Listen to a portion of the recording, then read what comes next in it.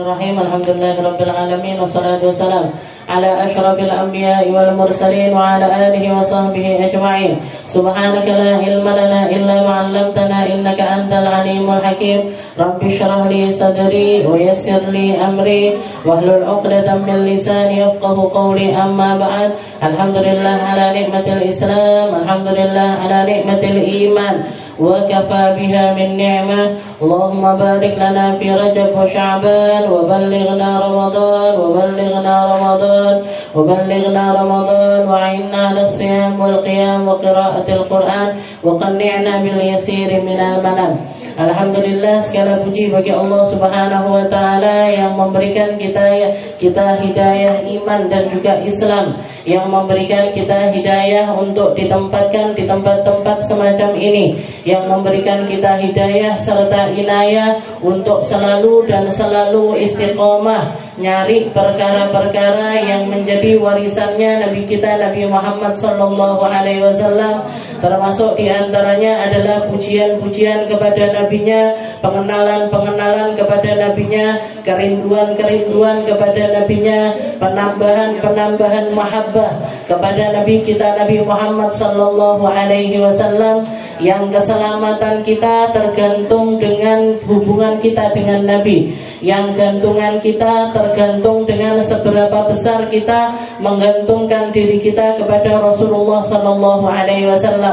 Sebanyak apa ilmunya Nabi mempengaruhi kita, sebanyak apa ilmunya Nabi menjadi benteng kita, sebanyak apa syariatnya Nabi membentengi kita, maka itu semuanya yang akan menyelamatkan kita dunia akhirat. Semua yang datang dari Nabi Muhammad adalah keselamatan. Semua yang datang dari Nabi Muhammad adalah rahmat terbesar dari Allah Subhanahu wa taala. Bukti bahwasanya Allah taala ini begitu serius di dalam mencintai makhluknya, di mana Allah taala ini benar-benar di dalam meninggikan kaum Adam, anak cucu dari Nabi Allah Adam, dengan terutusnya Rasulullah sallallahu alaihi wasallam. Nabi Muhammad yang mengajarkan kita gimana caranya memberdayakan mata, gimana caranya memberdayakan telinga, gimana caranya memberdayakan lisan, gimana caranya memberdayakan langkah-langkah kaki, bahkan semua anggota tubuh kita akan mendapatkan berkahnya, akan mendapatkan porsi dari amaliyah menuju Allah Subhanahu wa taala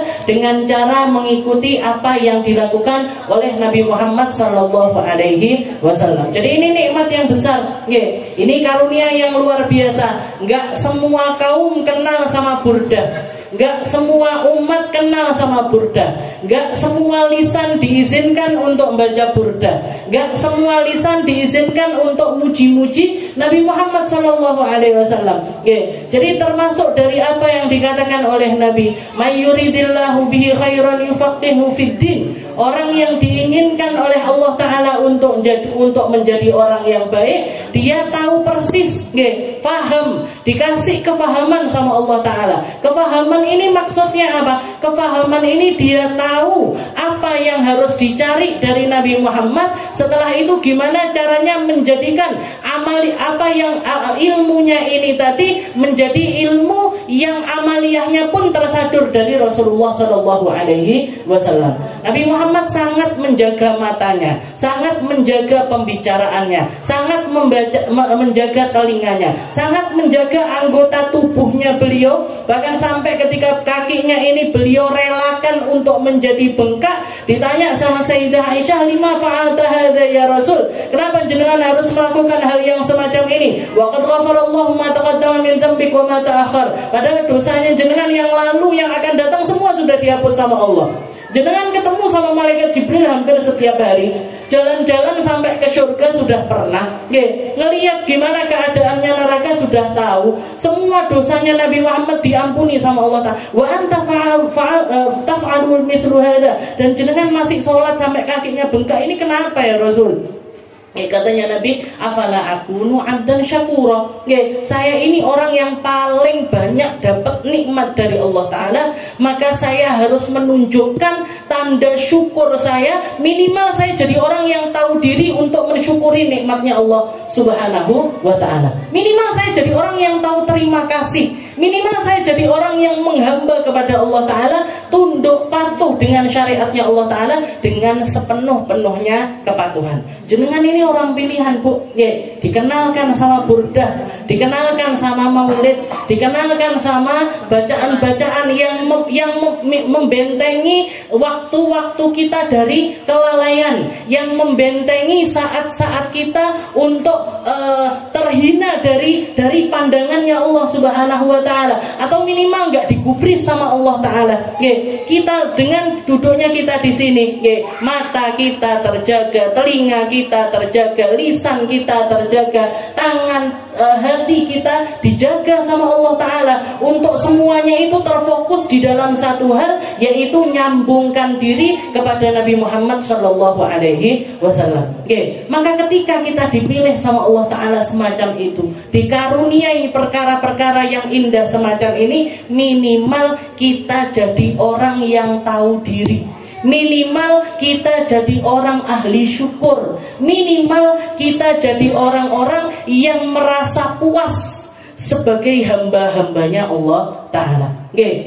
Jadi orang-orang yang puas, jadi orang-orang yang ngerti, ya Allah, ini nikmat yang besar, saya harus jaga nikmat ini tadi agar jangan sampai tercabut dari saya, jangan sampai tercabut dari anak cucu saya, jangan sampai tercabut dari generasi setelah saya harus mengistiqomahinya, saya akan menjaganya, saya akan mensyiarkannya kalau punya kesempatan, kalau punya pemberdayaan atas hal tersebut, saya akan mensyiarkannya kepada banyak orang, biar juga dapat tambahan aliran-aliran pahala dari Allah Ta'ala.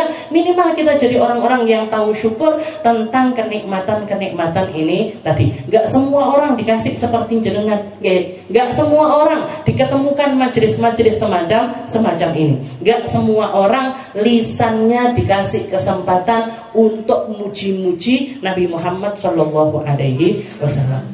Jadi ini nikmat yang luar biasa besar. Disyukuri, dijaga,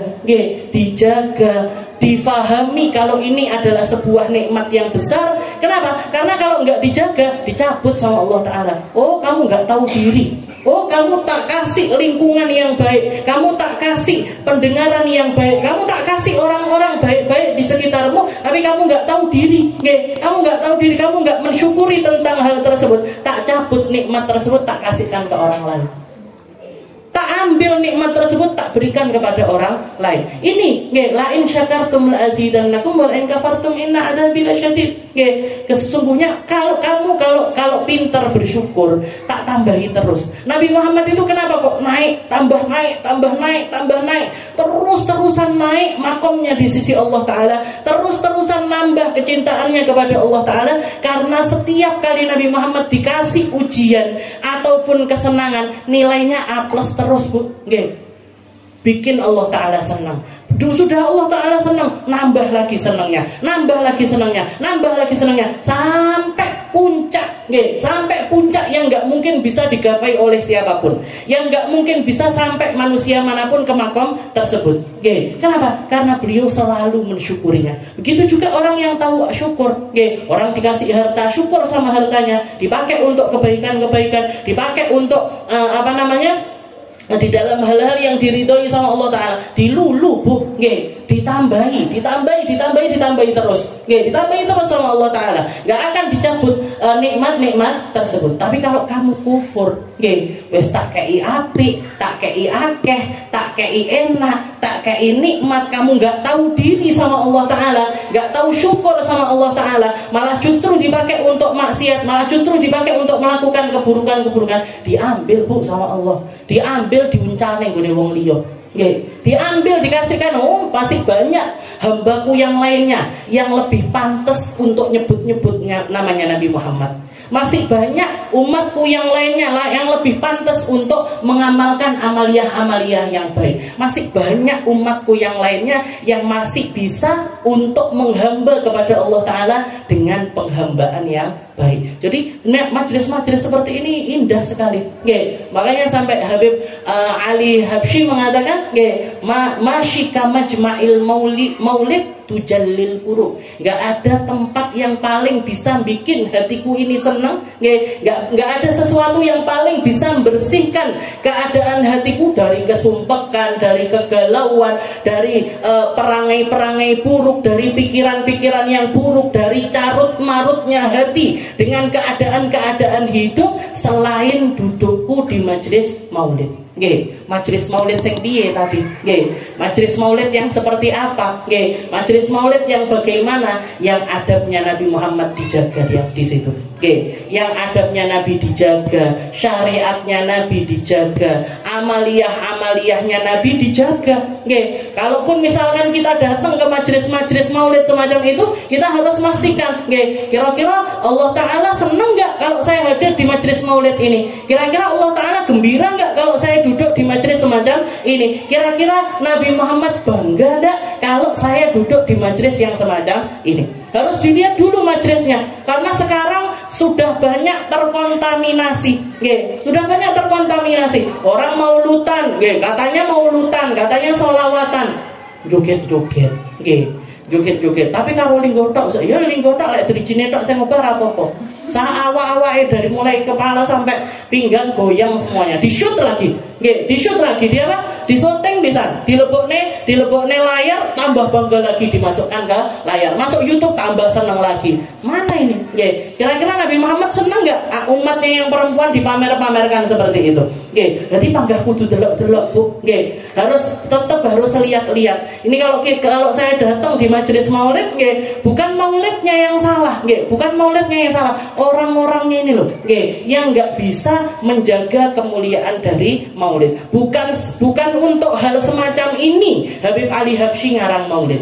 Bukan untuk hal semacam ini Imam Abdurrahman Ad-Dibai bikin maulid tiba. Bukan untuk hal semacam ini Imam Barzanji, Sahibul Burdah, Imam Busiri ngarang-ngarang maulid bukan untuk hal yang semacam itu. Buat nangisin umat, buat mahamin umat, buat ngingetin umat, buat ngenalin umat kepada Rasulullah Sallallahu Alaihi Wasallam, buat bangkitkan hatinya umat ini untuk semakin dekat sama nabinya, semakin dekat sama orang-orang saleh, semakin dekat sama hamba-hamba mulia yang ada di sisinya Allah Subhanahu wa ta'ala. Kita lanjutkan pembahasan kita di dalam Qasidatul Burdah ila anqal qala al-muallif rahimahullahu ta'ala wa nafa'ana bi ulumi fid daraini amin. Wastafrigh ad-dam'a min 'ainin qad imtala'at minal maharimi walzam himyatan nadami. Nggih, walzam himyatan nadami. Artinya kalau yang lalu nggih, lalu nggih, rebune deingi neneh nggih. Ini kita sampai kepada perkataannya Imam Busiri yang mengatakan wastafrighid dam'a min 'ainin. Nggih, lepaskan nggih, jatuhkan air matamu, bahkan kosongkan matamu dari air mata. Jadikan tangisan itu sebuah amaliyah hidupmu. Jadikan tangisan itu sebagai sesuatu yang menjadi penghubung matamu dengan Allah Ta'ala. Karena mata kita ini adalah salah satu anggota tubuh yang paling mulia yang Allah Ta'ala berikan kepada hambanya. Salah satu dari sekian banyak anggota yang Allah Ta'ala berikan, ini mata ini salah satu anggota paling mulia. Karena dengan mata ini juga nanti Allah Ta'ala memperkenankan hambanya untuk melihat langsung kepada Tuhannya. Waladainal mazid. Katanya Allah Ta'ala, kalian para orang-orang yang sudah masuk ke dalam surga, sudah disambut sama Allah Ta'ala, dihidangkan makanan sesuai dengan seleranya, dikasih tempat tinggal ternyaman yang pernah dia lihat, yang pernah dia rasakan, yang pernah dia bayangkan, bahkan di atas ekspektasi apa yang ada di dalam pikirannya, dikasih semuanya sama Allah Ta'ala. Setelah itu nanti Allah Ta'ala akan nanya, apakah kalian sudah puas dengan makanannya? Sudah ya Allah. Sudah puas dengan minumannya? Sudah ya Allah. Sudah puas dengan tempat tinggalnya? Sudah ya Allah. Sudah puas dengan lingkungannya? Sudah ya Allah. Waladainal mazid. Masih akan terus aku tambah. Kenikmatan surga itu Bu, salah satu tanda yang diberitakan oleh Nabi Muhammad, diceritakan juga oleh para ahli tafsir, itu enggak ada ceritanya kelong tapi mesti nambah. Enggak pernah kurang, itu enggak pernah, tapi nambah terus. Jadi misalkan kita di surga, gum-gum mlebu surga kabeh. Maem sego goreng misalkan. Gletek sego goreng yang lebih keren misalkan, setik, maam setik misalkan, kita minta ya Allah melek setik, melek setik, makan setik kita, sak cuil dicuil, enak luar biasa. Gak pernah kita merasakan kenikmatan kayak gitu seperti di dalam surga. Nanti suapan kedua Bu, rasanya beda sama yang pertama, tambah enak. Suapan ketiga beda lagi, dan tetap rasanya setik, tapi bedo-bedo kabeh, dan setiap suapan ke suapan yang lainnya tambah nikmat. Tambah nikmat. Sesok melek stik beda lagi rasanya sama yang pertama, dan bertambah terus. Itu salah satu tanda kenikmatan surga, itu ndak kelong tapi mudah terus. Salah satu tandanya dunia kelong terus, ndak enek nambahi. Kelong terus, jangan pun duwe omah apik, pertamane apik, bar ngono gopek-gopek, habis itu nanti bocor-bocor, nanti suwi-suwi ambruk, 50 tahun kemudian, 80 tahun kemudian, 100 tahun kemudian ambruk. Jangan lihat orang rumah yang 100 tahun yang lalu itu jadi rumah paling mewah, sekarang jadi rumah paling gak mewah. Paling elek dewe bahkan bisa dikatakan. Dulu 100 tahun yang lalu dia rumah paling bagus, tapi sekarang udah nggak ada ceritanya. Itu tandanya kalau kenikmatan itu kenikmatan duniawi. Muka juga gitu, wajah juga gitu. Orang itu tambah umur, tambah hayu. Puncaknya nanti umur berapa? 30. Puncaknya umur 30. 35, sini paling ayu-ayune kuwi. Biasane. 30 sampai 35 ayu-ayune. Habis itu nanti sing ngamen gringging, sing ngarep sing sikile apa namanya, sik ditonton sik 40 tahun tambah peok, 50 tahun tambah 60 tahun situ namanya Mbak wis donya wis ngoten niku. Badan kita, rumah kita, makanan yang dulu waktu kita masih muda rasanya nikmat sekali, tambah tua-tua godok-godokan aja. Dulu seneng makan ini seblak dan lain sebagainya, gak kuat utangnya mae gerd dan lain sebagainya. Siki tondo-tondo lek wis sepuh. Tanda-tanda kalau sudah umurnya itu bertambah, itu kenikmatan dunia. Tapi kenikmatan surga nambah terus Bu. Dan tawaran terbesarnya Allah Ta'ala yang akan diberikan kepada umatnya adalah memandang langsung kepada Allah Subhanahu wa Ta'ala. Dengan mata ini Bu, dengan mata kita ini, kita akan diperkenankan sama Allah Ta'ala untuk mandang langsung sama Allah. Makanya semua ulama mengatakan ayo dijaga matanya, dijaga matanya. Jangan melihat hal-hal yang diharamkan sama Allah Ta'ala. Jangan melihat perkara-perkara yang membuat Allah Subhanahu wa Ta'ala murka. Karena mata yang bersih yang akan memandang kepada Allah. Mata yang nggak bersih nggak akan dapat kemuliaan tersebut.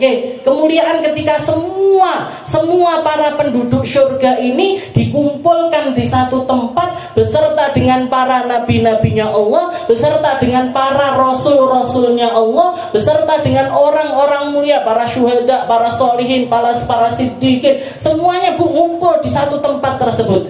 Dan nanti yang bikin sebelum melihat langsung kepada Allah Ta'ala akan memperkenankan semua telinga tersebut untuk mendengarkan suara lantunan bacaan Al-Qur'annya Nabiullah Daud. Nabiullah Daud ngaji.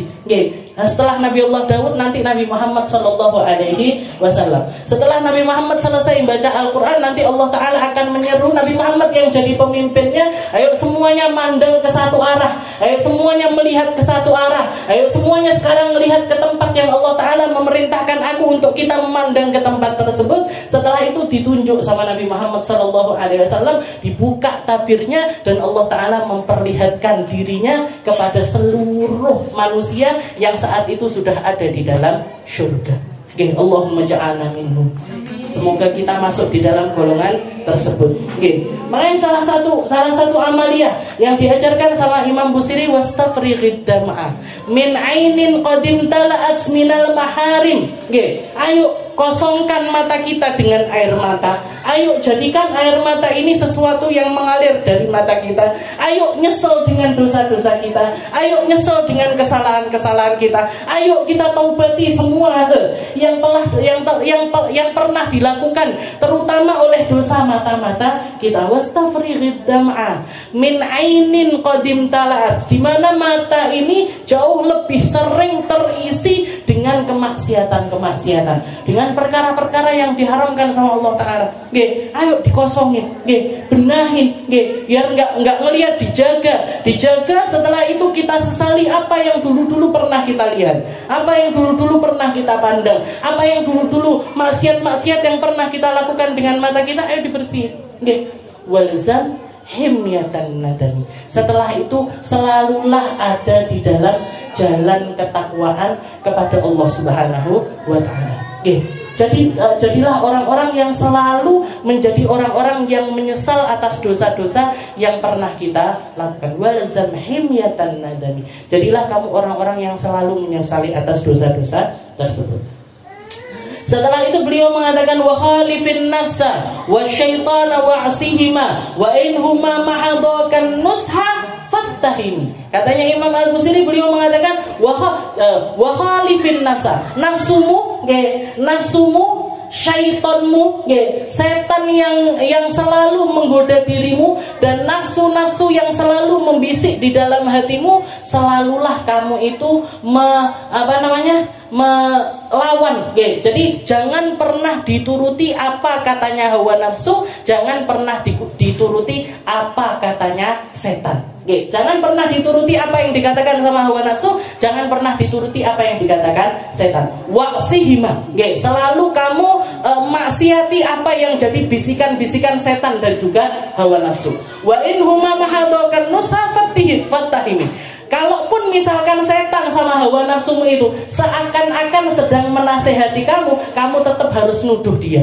Kamu harus tetap gak percaya sama dia, karena setan sama hawa nafsu ini tabiatnya semuanya menyesatkan. Kalau hawa nafsu, wa ma ubarri'u nafsi innan nafsa la'ammaratun bisu.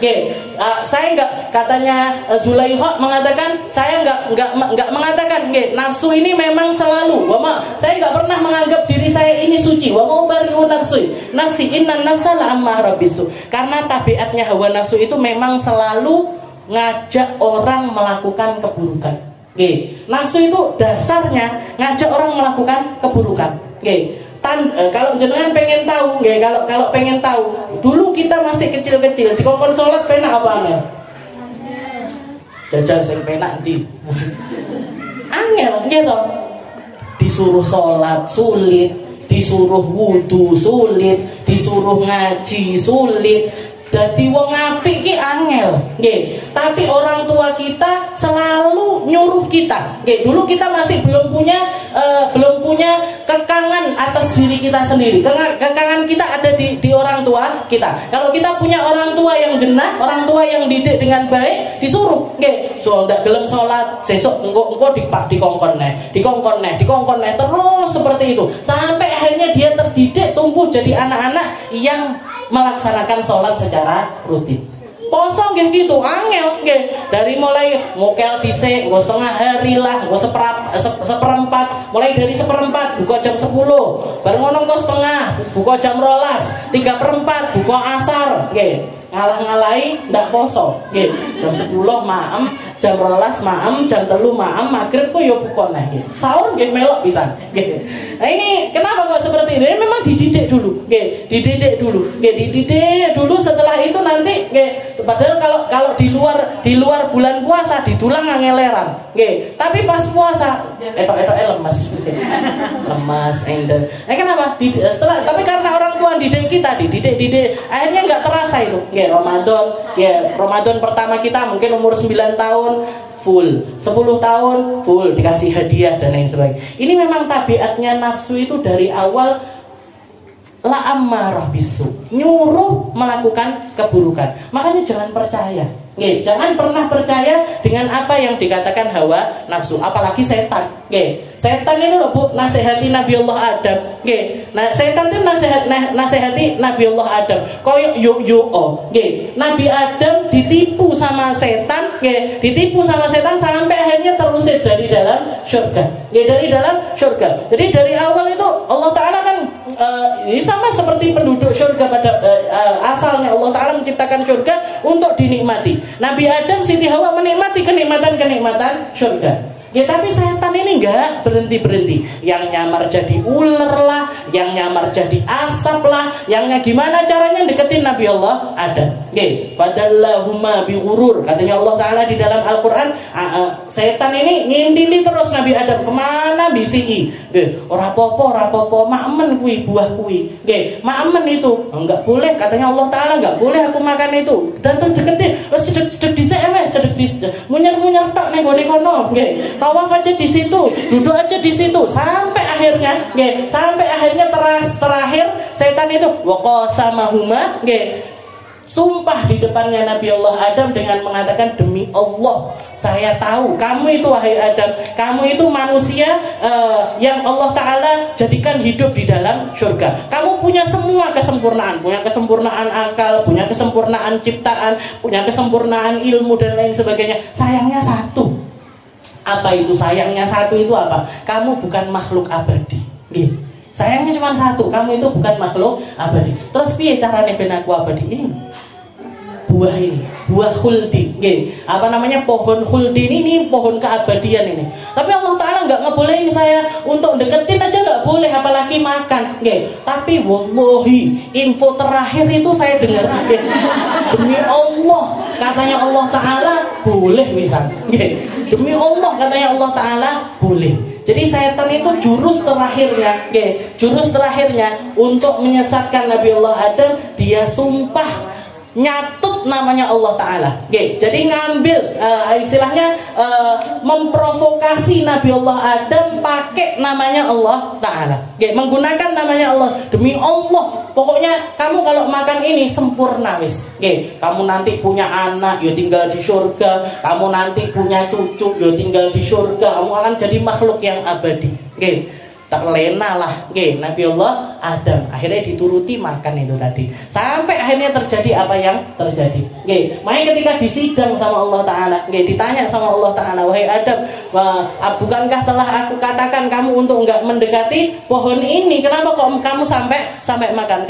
Jawabannya Nabi Allah Adam, ya Rabb, inilah adunnu, ya Allah, saya enggak mengira ada satu makhluk yang berani pakai namamu untuk menyesatkan aku.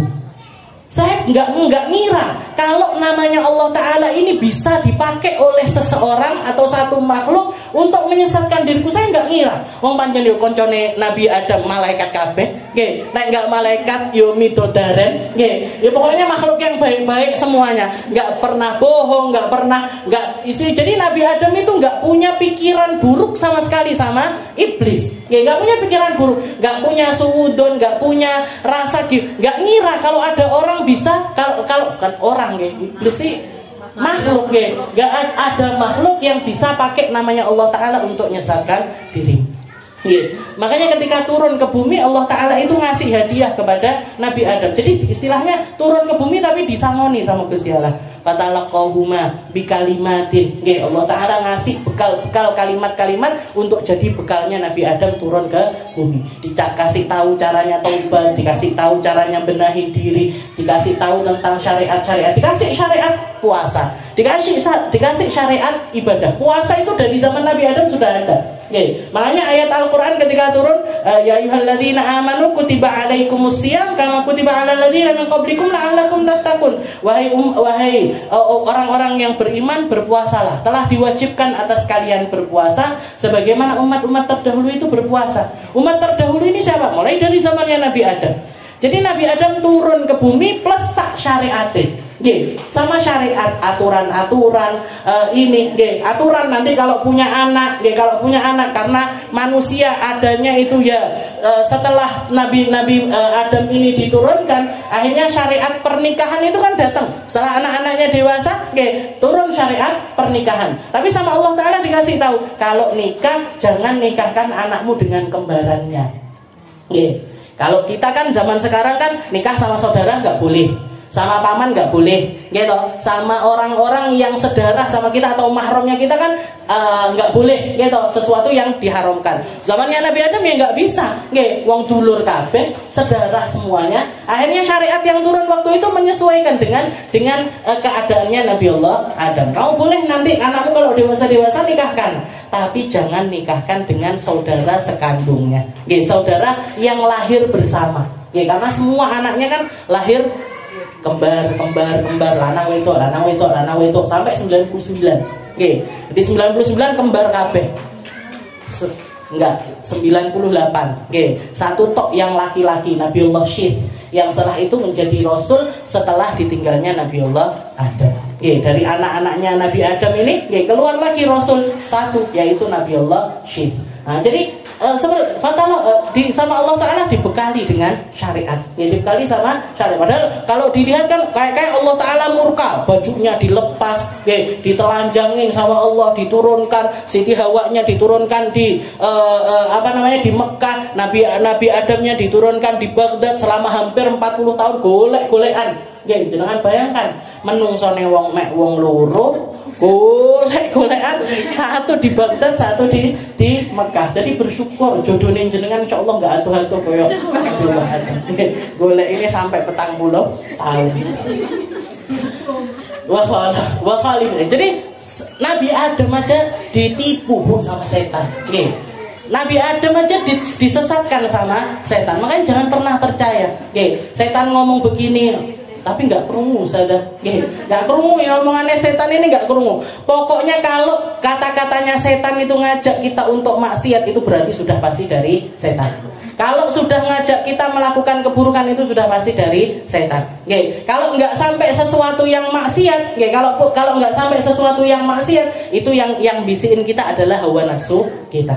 Yang bisikin kita adalah wa khalifin nafsa wasyaitana wa'sihima wa inhuma mahadakan nusafat tahimi. Kalaupun misalkan hawa nafsu ataupun setan itu seakan-akan kayak nasehatin kita, orang usah burdahan lah, prai sedino rong dino rapopo, prai sedino rong dino rapopo. Kamu kan punya suami, jadilah istri yang solihah.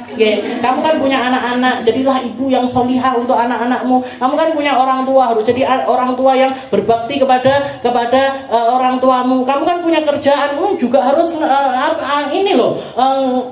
istilahnya masalah ekonomi itu juga. Itu omongannya setan. Kayak nasehatin kan? Kayak nasehatin. Sepertinya nasihat. Tapi seringkali itu, jadi kalau kita dengar hal yang semacam itu kudu dikoreksi tenanan. Iki tenanan, ini bener-bener memang Allah Ta'ala ini pengen saya seperti ini, apa ini datangnya dari setan, apa ini datangnya dari hawa nafsu saya. Jangan-jangan sesuai sama hawa nafsu saya, jangan-jangan sesuai sama karepe setan. Kalau jenengan mau jelentahnya masalah ini di kitab Ihya, di dalam kitab-kitab tasawuf itu detail sekali. Imam Ghazali bahkan nerangkan ke masalah kayak misalkan semacam bangun malam gitu, masalah bangun malam. Itu setan itu pertama kali ngomong yang dibisikkan ke setan, ora usah loh. Gak usah kamu berangkat sholat itu, gak usah bangun malam itu, gak usah. Kalau setan ngomong gak usah, kita ya wis gak usah, wis turun aja. Ya wis berhasil dia. Nanti 2 kali gak usah kita lawan, dilawan itu setannya, ya wis ditok nih. Nanti tapi ke kamar mandi diikuti Bu, dibuntuti. Ora usah adem ning jeding. Pipis tok ae. Pipis tok ae. Nah, pipis tok ae. Yo wes pipis tok ae, bahan pipis turun naik. Banyak enggak yang kayak gitu? Ah, kayak banget. Jam 2 padahal tangi wes nang jeding wes pipis lho. Sudah pipis. Jarake setan sudah usah lo adem. turun naik turun. Ya wes berarti kita ngikuti jarine setan. Gitu. Habis itu nanti kalau berhasil lagi kita pipis wudu pisan wes ya wudu. Nah wudu pisan. Wes wudu iki nggih. Kesel. Kesel kalau nggak gitu itu dipentot-pentot nih dan lain sebagainya. Nanti kalau kita lawan lagi, wes toh, sholat apa namanya? Pokoknya bismillah wudu bermono sholat masih mek 2 rakaat. Nggih. Nanti sudah 2 rakaat, nggih. Ganti ini triknya setan ini sudah ganti. Nggih. Apa namanya? Rintangan pertama adem ndak ngefek. Wudu nggak ngefek, sholat nggak ngefek, dibiarin sama setan. Ya wes 2 rakaat, nggih 2 rakaat aja tapi yo, 2 rakaat aja. Sekarang nanti kita lawan lagi sampai 4 rakaat, sampai 6 rakaat. Nah, terus ini Bu, nggih. Kalau sudah kita ngamalin dan rutin untuk sholat malam, nanti ganti lagi triknya dia. Awakmu pancen yo sholihah. Wong kuwi nggih ora enek sing tangi bengi nggih. Kamu paling top nggih. Oh yo aku top. Wis keluar riaknya masuk, ujungnya masuk nggih. Jadi hancur amaliah kita dengan perjuangan itu. Wis kayak gitu setan nggih. Dan enggak pernah lepas dari kita. Nggih, enggak pernah ngelepasin kita itu enggak pernah. Majradam katanya Nabi Muhammad, setan itu jalan sama aliran darahnya kita. Makanya awake dhewe sing kudu roh trike. Kita yang harus tahu persis ini dari siapa ini? Ini dari Allah Ta'ala, apa dari setan, apa teko hawa nafsu. Mereka kadang-kadang dalil barang Bu, dalil pakai Quran, pakai hadis, makanya jenengan kalau ngelihat orang-orang yang punya ilmu, orang-orang yang pernah mondok dan lain sebagainya, tapi kok omongannya begini, kadang bikin statement seperti ini, kadang memfatwakan hal-hal yang semacam ini, karena mereka nggak mendidik hawa nafsunya, atau hawa nafsunya terkalahkan dengan setan dan juga hawa nafsu dirinya ini terkalahkan, ilmunya ini kalah sama setan sama hawa nafsu. Saya kasih contoh, zaman sekarang banyak orang punya pikiran-pikiran yang nyeleweng, LGBT dan lain sebagainya, jadi propaganda di mana-mana, istilahnya dibawa lewat media manapun sampai merasuki pikirannya banyak manusia. Ini kan saya pernah melihat sendiri di YouTube, ada ustadz yang bilang, dalilnya orang gay itu loh bahkan ada di dalam Al-Quran. Dalil kata Quran, katanya di Al-Quran itu Allah Ta'ala bahkan menyebutkan tentang satu kaum yang nyeleweng, istilahnya laki seneng sama laki. Pakai ayatnya penutupan aurat. Wala yubdina zinatahunna illa libu'ulati. Karena ada ayat hijab itu Allah Ta'ala nurunkan, kita disuruh untuk jangan memperlihatkan perhiasan kecuali di depan suami kita, kecuali di depan mertua kita, kecuali di depan saudara laki-laki kita, paman kita, ponaan kita. Termasuk itu di akhir ayat itu Allah wattabi'ina ghairi ulil irbati minar rijal. Jadi lafaz ayatnya itu juga kamu nggak apa-apa memperlihatkan istilahnya auratmu sedikit tersingkap itu di depan at-tabi'ina ghairi ulil irbah. At-tabi'ina ghairi ulil irbah ini kalau lafaz tekstualnya itu laki-laki yang seringkali ngikuti para perempuan-perempuan dan mereka itu nggak punya hasrat kepada perempuan tersebut. Nggak punya hasrat terhadap perempuan tersebut. Kan kayak kalau orang yang otaknya sudah nyeleweng, ya wis iki berarti wong gay. Ndak apa-apa, ning ngarepe wong wedok ndak apa-apa. Salaman sama perempuan nggak apa-apa. Ngelihat auratnya perempuan nggak apa-apa. Mereka pikirannya, padahal ahli tafsir mengatakan yang dimaksud at-tabi'in ghairi ulil irbah ini siapa? Mereka adalah orang-orang yang akalnya ini agak kurang. ODGJ kalau orang kita sekarang ngomongnya. ODGJ. Kalau gampangnya bahlul, idiot, jadi orang gila lah istilahnya. Orang gila yang kadang-kadang ada memang di sekitaran kita. Dan saya yakin di kampung-kampung kita kan mesti ada.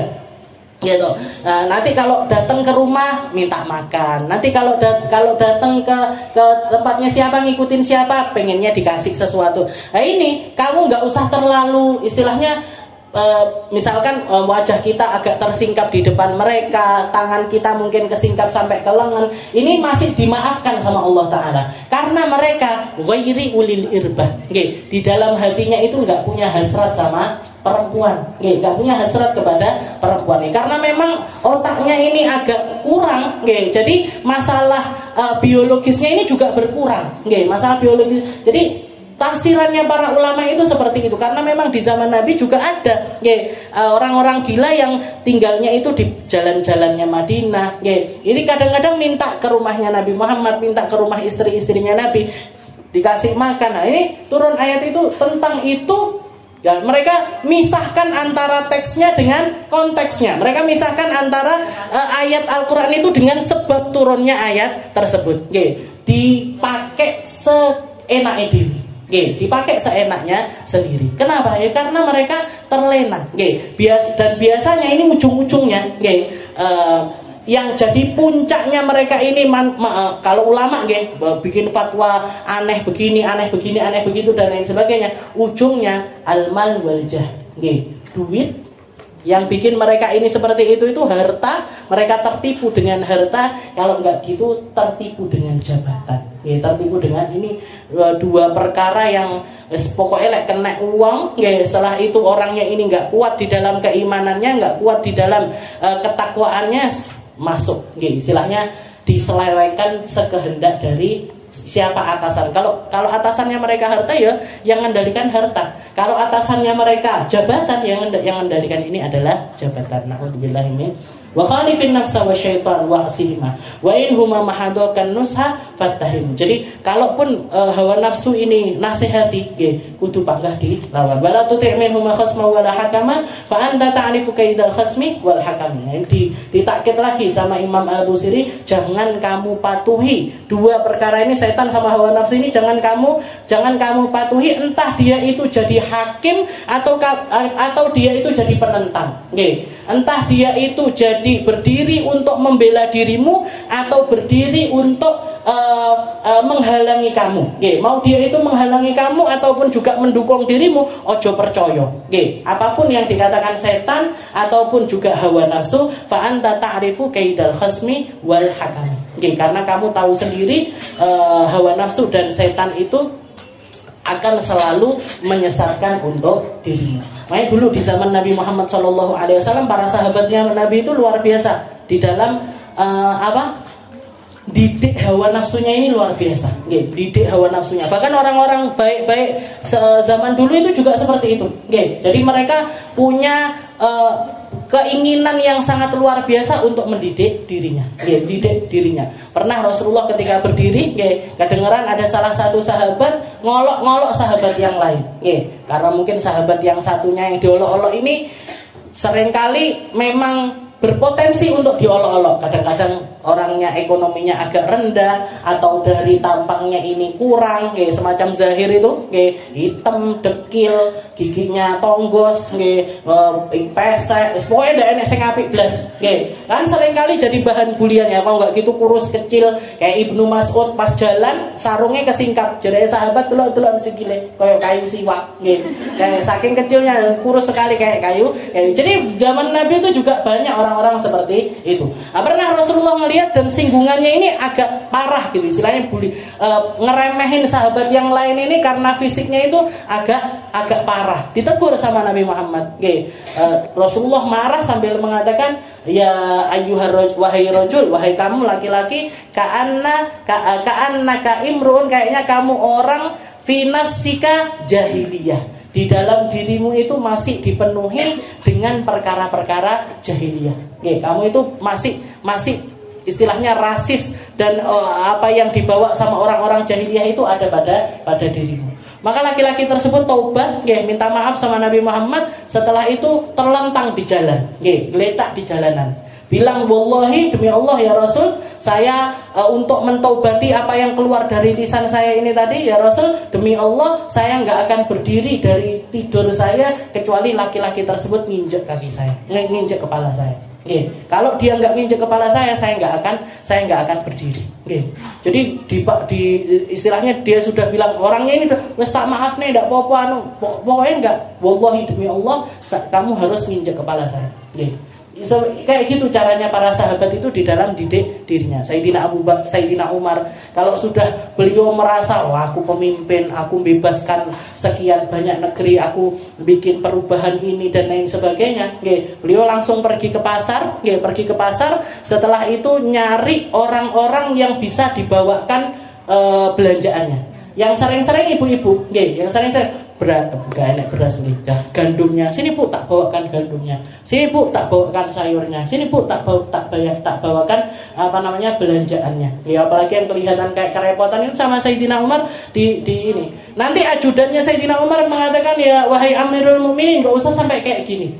Katanya Sayyidina Umar, kamu mau nanggung sombongku di akhirat nanti mau? Kamu mau nanggung riakku di akhirat nanti mau? Kamu mau nanggung dosaku di akhirat nanti mau? Enggak bisa ngomong, akhirnya beliau tetap melang. Jadi itu jadi amaliyahnya Sayyidina Umar untuk didik dirinya di dalam jadi biar nafsunya ini terdidik, biar nafsunya ini terdidik. Jadi kita harus ini, Jadi kalau misalkan yang bikin kita ini terlena HP, yo HP nih. Harus punya waktu-waktu tertentu. Jadi biar enggak dia yang kita jadi budaknya dia. Biar kita enggak jadi budaknya dia. Kalau kita terobsesi dengan harta, kita harus memanage gimana caranya biar harta ini enggak merusak tentang kehidupan kita. Apapun itu, budak Rasulullah pernah mengatakan abdud dinar wa abdud dirham.